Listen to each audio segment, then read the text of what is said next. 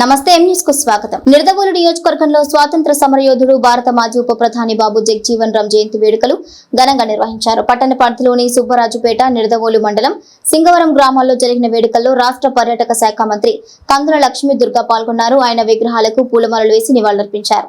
సుబ్బరాజుపేటలో ఏర్పాటు చేసిన చలివేంద్రాన్ని మంత్రి ప్రారంభించారు. ఈ సందర్భంగా మంత్రి కందుల లక్ష్మీ దుర్గేష్ మాట్లాడుతూ చిన్నతనంలో స్వాతంత్ర సమరంలో పాల్గొని పరాయి పాలన నుంచి విముక్తి కలిగించిన యోధుల్లో జగజీవన్ రామ్ ఒకరని పేర్కొన్నారు.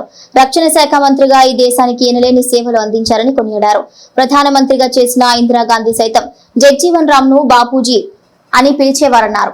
జగజీవన్ రామ్ సేవలు గుర్తు చేసినప్పుడు తమలాంటి రాజకీయ నాయకులకు ఆయన మార్గదర్శనం అవుతారన్నారు. స్వాతంత్ర సమరంలో పాల్గొని భారతదేశాన్ని పరపీడన నుంచి, పరాయి పాలన నుంచి విముక్తి తీసుకురావడానికి కృషి చేసిన మహానుభావుల్లో జగజీవన్ రామ్ గారిది ఒక ప్రత్యేకమైన శైలి అనేటువంటి మాటని ఈ సందర్భంగా మనం చేస్తున్నాం.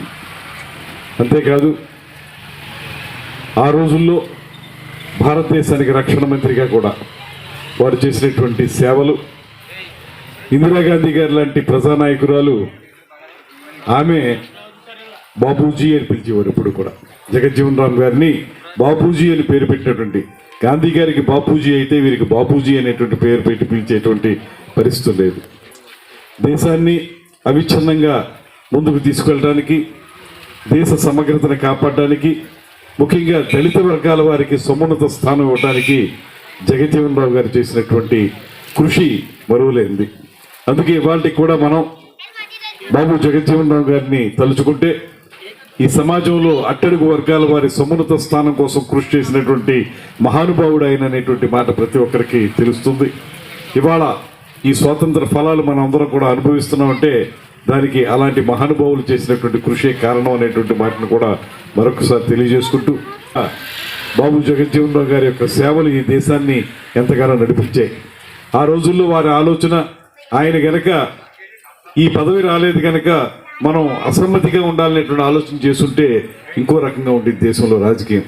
అలా కాకుండా సుశిక్షితుడైనటువంటి సైనికునిగా భారతదేశాన్ని ముందుకు తీసుకెళ్ళటమే ధ్యేయం, కానీ వేరే ఏ రకమైన ఆలోచన లేదనేటువంటి మాటని వారు ఎప్పుడు కూడా చెప్పినటువంటి సందర్భం.